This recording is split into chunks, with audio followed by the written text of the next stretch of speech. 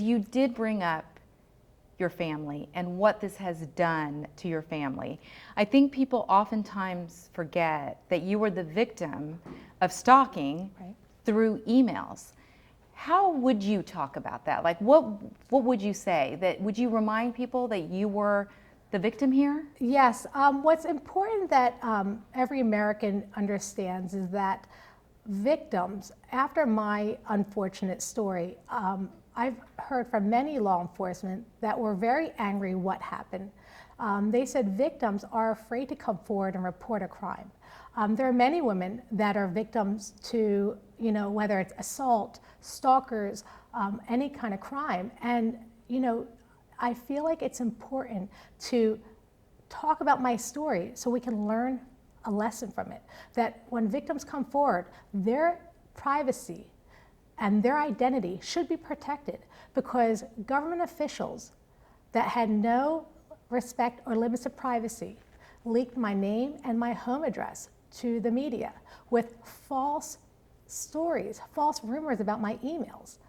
Now, of course, eventually, the Inspector General, who read the emails and investigated the rumors, came back and said that General Allen and I were innocent and nothing inappropriate. And of course, the White House had many press conferences that came back and said, denouncing the lies.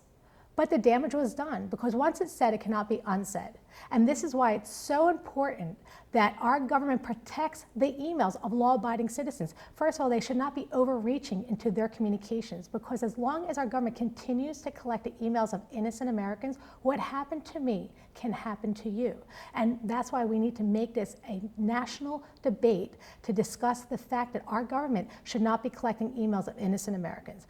And if they are, they need to protect them. And they need to change the laws the way they're written right now to hold people accountable, because the way the laws are written, there is no accountability for intrusive surveillance in Americans' emails. There is no accountability if they leak your emails and ruin your reputation, because as you saw with my case, yes, it wasn't true, but you cannot sue them for ruining your reputation.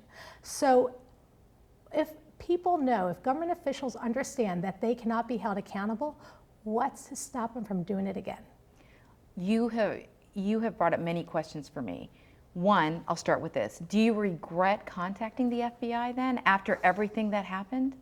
I do. Hindsight is always 20/20. I regret contacting them. But I did what General Allen suggested. He suggested that I contact the FBI because my husband was receiving threats, anonymous threats from a stalker. Now, we didn't know who it was. Nobody knew who it was, not even General Petraeus. But our government, instead of stopping the stalker, they went into my personal email account, a completely unrelated and different account that had nothing to do with investigation, and snooped through years of my private emails and personal photos without my knowledge or consent. Now, these same politically motivated officials lied to the press about the contents of my emails. And my kids could tell you the anguish and humiliation that happens when government officials with strong powers can root through and selectively distort your emails to the press, and the damage that can cause. Not only did it turn our peaceful family's life upside down, but it ultimately ended the careers and reputations of General Petraeus and General Allen. And that's why I say, from this scandal, we must learn a lesson from this story. We must hold government officials accountable for this intrusive surveillance of emails, because as we sit here today, they're still continuing to collect. The same government did this to me and my family, continues to collect the emails of millions of law-abiding citizens. So if this doesn't stop, history will repeat itself, as we saw in my case. Now, as I mentioned, I knew the lies weren't true. Many people knew the lies were true, but the damage was done. And what people later realized was that these politically motivated officials that went through our emails and lied about the content of the emails, this sideshow was at my family's expense. But nobody picked up the fact that by a government official collecting the email of an innocent American, that two great leaders had immediately resigned days after the election. Bringing awareness to this issue and making this a national debate and discussion, and it stops it from ever happening again, then going public was well worth it.